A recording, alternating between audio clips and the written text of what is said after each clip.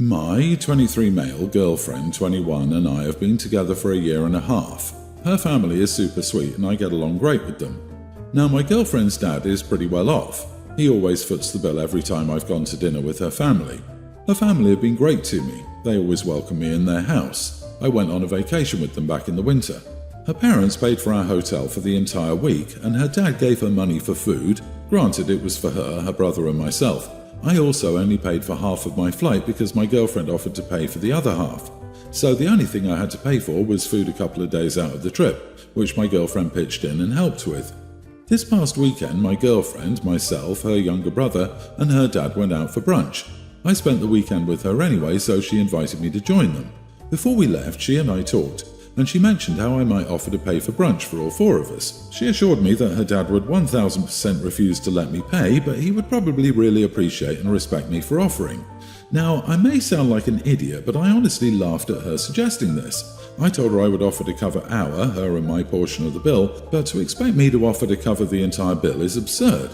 Sure, I work a full-time job and all of that, but I have my own bills and stuff to worry about, and she wants me to offer to pay for a $150-ish brunch. She told me that if her dad accepted, which she could 100% guarantee that he wouldn't, she could send me half of the bill. I continued to laugh and told her I wasn't doing that. I'll offer to pay for our half, and that was it. I asked her if the roles were reversed, would she offer to pay for the bill for my family? 8 of us in total, including my girlfriend. She said that's completely different. That's 8 people, not 4. We both have very different upbringings regarding the situation I mentioned about paying the bill. She grew up in a decently well-off family, where they constantly argued about who would pay the bill because everyone in her family would always offer out of courtesy.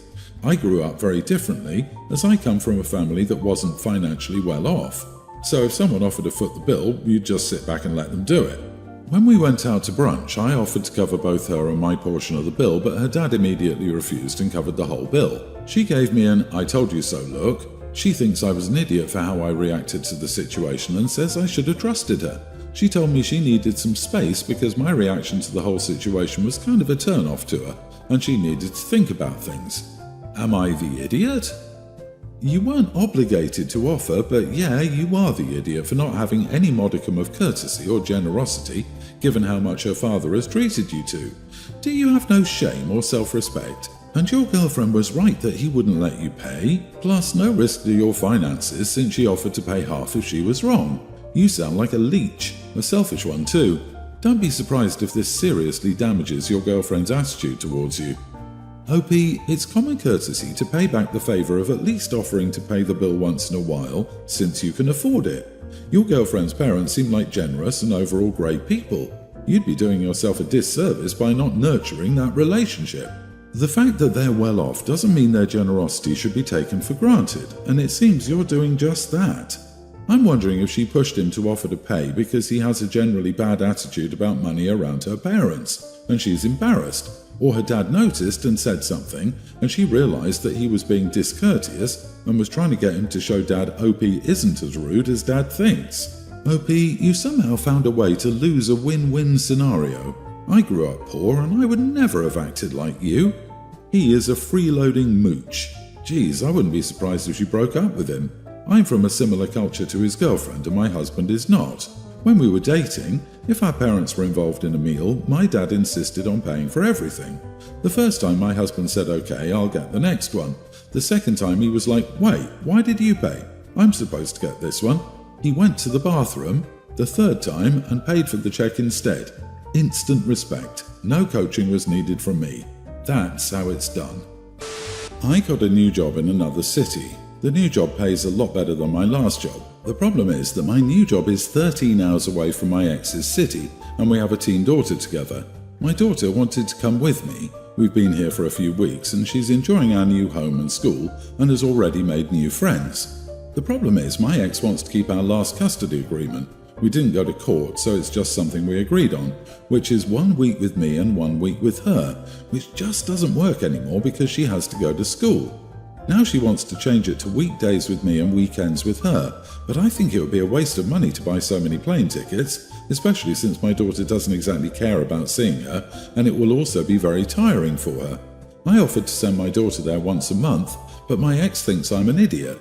Sure, I can afford to send her every week, but she is a teenager with a life, and I think every week is too much, and my daughter agrees with me. So I think offering once a month is actually a generous offer. So, am I the idiot? You are the idiot. You moved 13 hours away knowing you have a teen daughter. How did you think this would have ever worked logistically? Did you think your ex would just relinquish her parental rights? Your ex should get an attorney and take you to court immediately. She'll probably win, as you were the person who chose to move away.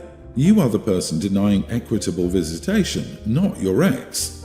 OMG, how do you think changing a 50-50 custody agreement to one where your ex sees her child 2 days a month is remotely fair? Are you planning on seeking child support on top of that? Also, most states, it's illegal to transport a child over state lines without the consent of both custodial parents. I'd be surprised if you don't end up in court for taking her daughter 13 hours away. Exactly. The best part is that because it's been a short time, the court case will be in the old location. It's in your child's best interest to maintain a healthy relationship with her parents. If concern for your daughter were paramount, you'd do this differently. It sounds like you're way more concerned with sticking it to your ex. Agree.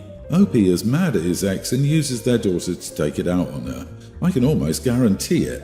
Your ex has every right to be upset, and she has every right to not be happy with the new arrangement. And you're acting ridiculous to expect a parent to not want to see their daughter for more than once a month.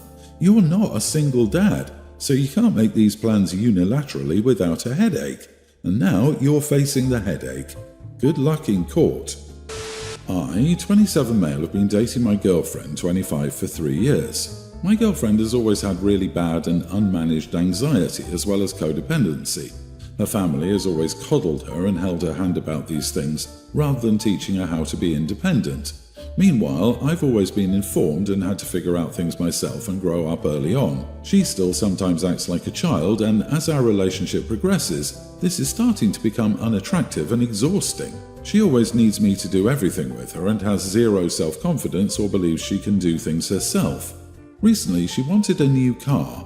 She's never bought a car before, so I spent the whole weekend helping her visit dealerships and choose a car. The day she went to pick up the car she picked, I wasn't available, so she went with her dad. At the time, the dealership had a limit on how much you can put down via a debit card, so she put down half and needed to return with the rest via a check. I was unaware of this. The dealership is about 25 miles from our home, so it wasn't close. A few weeks go by, and we get invited to my friend's birthday at a brewery. She told me we needed to stop at the dealership because they called and wanted the rest of the deposit. I was confused and asked why she'd waited so long, and she said she wasn't going to go unless her dad or I could go with her, and he wasn't available. I said, okay, whatever, we'll stop there. We get to the place, and all she needs to do is walk in, hand the guy a check, and leave. So since the parking was bad there, I suggested I drop her off, and while she was handing in the check, I could turn the car around so we could just keep going. Well, rather than going inside, she starts crying and panicking about how she can't go inside unless I go with her. I told her no, I'm not going to do that, and that she needs to start believing in herself and facing her fears, and that she can't depend on me to be there every time or wait till I'm available. She started crying and said that she really needed her partner right now, and I told her no, she needed to grow up, be an adult, and learn to handle some stuff on her own. I told her to let her depend on me to be her buffer, for the world isn't fair to her or me. So she fussed but went in and did it. And when she came out, she said I was an idiot for not being supportive when she needed me. Edit, I would like to add she's against therapy and says she doesn't need therapy when she has me. So I've become her crutch, and it's exhausting. Not the idiot. If she's not willing to see a therapist, then she's unwilling to help herself. This is what your life will be looking like forever if you stay together. Is she worth it? I would make this a deal breaker. Either she goes to therapy and gets help, or you break up. This relationship will not work out because she cannot do anything herself, it seems. Either she goes to therapy in good faith with a genuine desire to improve and address this and other issues, or you break up. It's all too easy to go to therapy and sit there for an hour, staring at the therapist, saying nothing, then be able to claim, I went to therapy, what else do you want from me? Absolutely. I doubt OP could count on her in case he needed it. Anxiety is a limitation, not an excuse. Unfortunately, my anxiety is through the roof most days. Every time I've gone to a dealership or somewhere significant or foreign, I become incredibly nervous, uncomfortable, and quiet. But I do it. How else are you supposed to acquire a job, house, car, etc. without growing a pair and making it happen? You know what would make me even more nervous? Insisting others coddle me constantly. She waited weeks to deliver this check, rather than just mailing it. She can have crippling anxiety and still be able to figure out how to adult, and she won't grow up because her parents still enable her behavior. OP, it's ultimatum time. Either she wakes up now, or she'll return to her parents and look for another schmuck.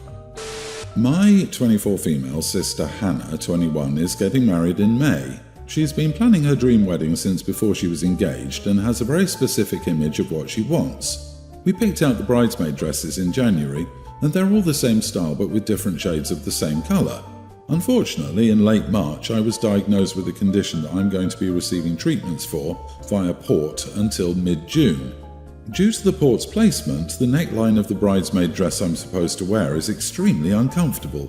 So when we went in for our final fittings, I requested that the neckline be slightly looser to accommodate this. Hannah was angry by this request because, in her words, it made the dress look trashy because all of the other dresses were very fitted and mine would be a bit bigger on top. I told her that if she wanted me to wear the dress, then it would need to be altered to be more comfortable. I was then informed that my dress looking out of place would be something she remembered when thinking of her wedding. She said I was selfish for not sticking through mild discomfort for one day to make her dream wedding a reality. It hurt to hear that, and after considering my options, I pulled out of the wedding. I let her know and said that I'll still come to the wedding and wear an approved dress, but I'm not willing to place perfect pictures over my own comfort. This has caused a rift in our relationship and an argument between the wedding party. The maid of honour sent me a message chewing me out for pulling out a month before the wedding, and I'm honestly not sure how to feel about the whole situation. On the one hand, I feel guilty for not supporting my sister, but on the other, I'm hurt by her placing her wedding over me. Am I the idiot? Not the idiot. Don't disturb your port just so your sister can have perfect pictures. No one but her will care that your neckline is slightly different. Everyone who's gotten married, how many times since have you gone back and looked at your wedding photos? How often have you looked at your bridesmaid dresses and critiqued them? Literally, never. Exactly, I actually look at my photos frequently, the Facebook album anyway, and the silly ones are my favourites because they have memories attached. My favourite wedding photo is when my niece cried hysterically because she wasn't allowed on my lap during the ceremony. My sister-in-law was trying to pull her off and it was caught. I'm planning on using that photo when she gets married. All my favourite photos are silly. You're not altering the dress to spite her or for looks. You have an unexpected medical condition, and this is one little thing you need accommodation for. Honestly, she's the idiot for putting looks first and your medical condition second. Her maid of honour is also an idiot for taking it upon herself to chew you out. Out of curiosity, have you shared this with your mom? What's her take on all this? Our parents are paying for over half of the wedding and they aren't super happy but staying out of the drama. My mom says I made the right choice by pulling back as a bridesmaid, which means a lot given that she's also had her fair share of medical treatments. I haven't heard as much from our dad, but last I knew, he was contemplating pulling back on the amount he's willing to pay. Hannah's future in-laws are, "It's the bride's day, it has to be perfect" type, which is probably part of why this is happening. I'm fully expecting her soon-to-be mother-in-law to hysterically threaten me within the next day or so.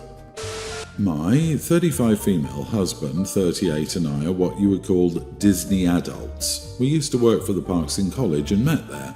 For us, it has sentimental value and is something we both loved from childhood.